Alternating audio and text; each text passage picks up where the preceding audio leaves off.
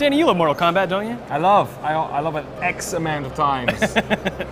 So yeah, we just checked out Mortal Kombat X today, not 10. Nope. Even though it is kind of Mortal Kombat 10 in a way. It's Mortal Kombat 28 at this Yeah. stage. Just be honest. So they kind of announced this back at E3. Yeah. We're starting to see more of it now. They announced some new characters. Why don't you let me know how you feel about it? Because you got more hands-on time with it. I did. I got to play it. They showed us a little demo, which showed off, I guess, some of the new mechanic-y stuff where there's variations on combat.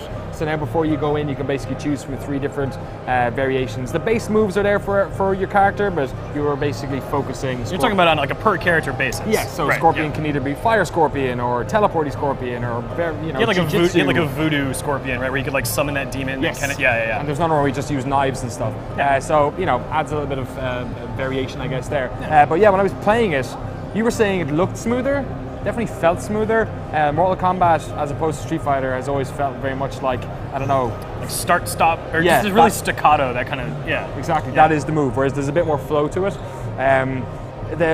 In saying that, Scorpion and Sub-Zero felt like Scorpion and Sub-Zero, but I really enjoyed it. Like I don't know what it is about Mortal Kombat where whenever they make a new one, for some reason I don't think it's samey trite nonsense, but I actually, I was into this. Talking about flow, they also added a lot of things. I mean, they kind of had this in Injustice as well, where you could interact with your environment, but rather than just sort of throw the enemy into something or throw the environment at them, you can now sort of use things to, say, jump over the head of someone and get behind them. Like I think we saw Sub-Zero like swing on a tree branch and get behind him. But I know one thing about Sub-Zero that you really loved. You can throw your ice clone. You can throw your ice clone now. Ice clone, pick up your ice clone, throw your ice clone, which is just a really roundabout way of just doing the ice thing. When you think about it. But it adds some more character, I think.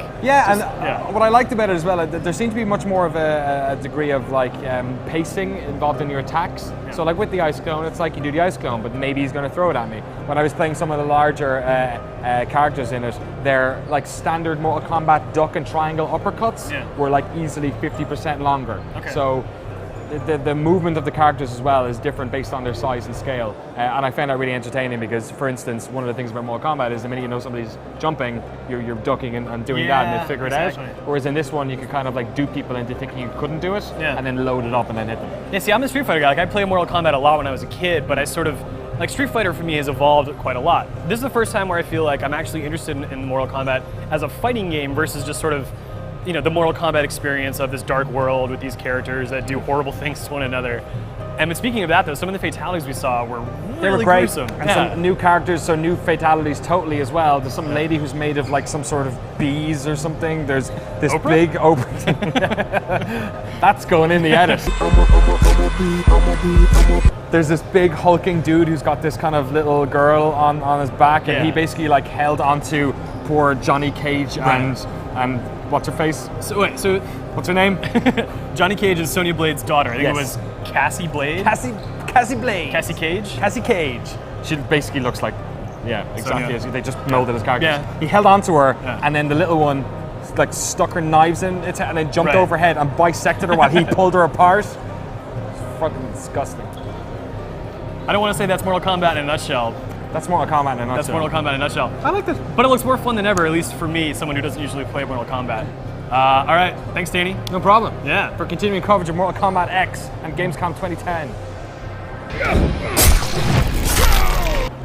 For continuing coverage of Mortal Kombat X and Gamescom 2015. For continuing coverage of Mortal Kombat X and Gamescom 2014, stay tuned to GameSpot.com. Kano wins.